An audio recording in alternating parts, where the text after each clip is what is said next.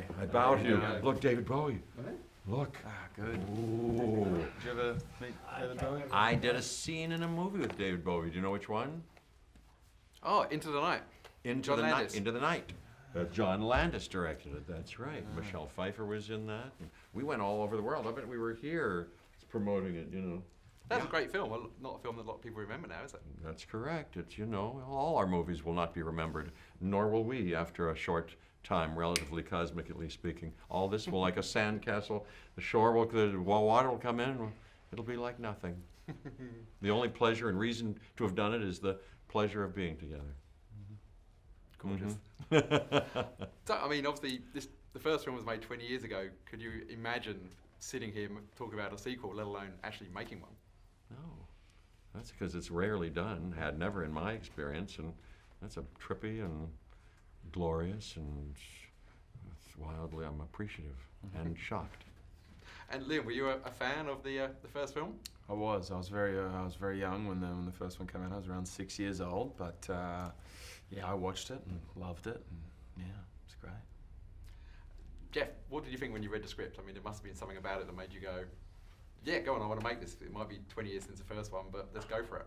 Well, working with Roland again, I think he's a brilliant director and a lovely guy. I've stayed friends with him, and so that was almost enough for me anyway. But then he and Dean Devlin, with whom he created the first one, called me up a few years ago, and before I read anything, they told me the story, essentially this story, even though it went through many things you can imagine, a few years in the last few years.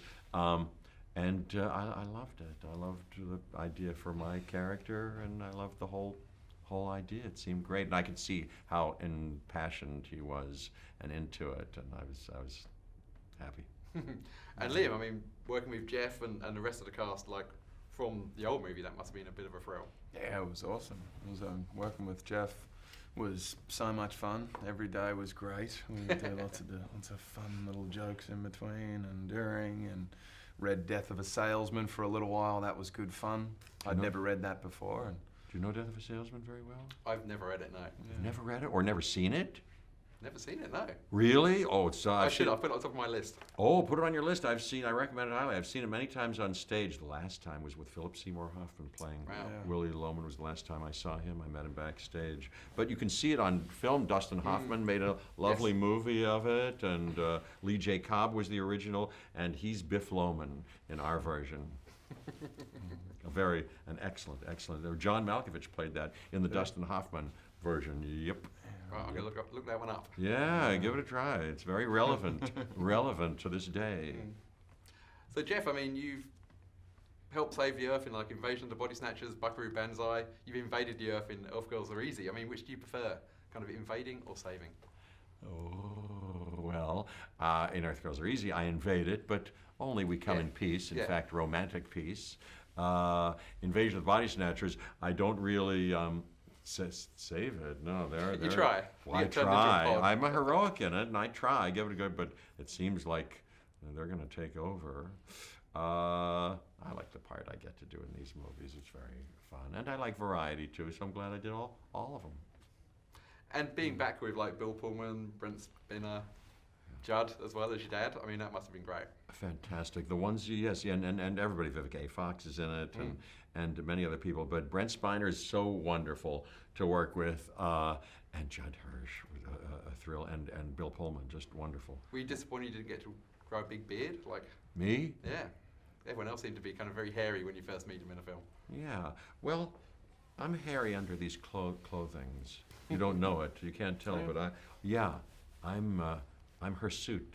I'm her suit to an extraordinary degree. True or false? True. No, I've got a very modest distribution of hair. I've seen The Fly, and but my wife calls me Patches. You know why? Why? Because on my torso, on my stomach, I've got a little extra. I've got a patch here, but I've got a sort of asymmetrical patch here, and so she calls me Patches. Patches. And you know what I call her? Peaches. Peaches. And then Patches.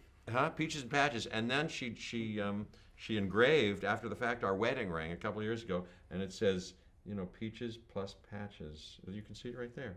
Peaches plus Patches, eternal. Peaches and Patches.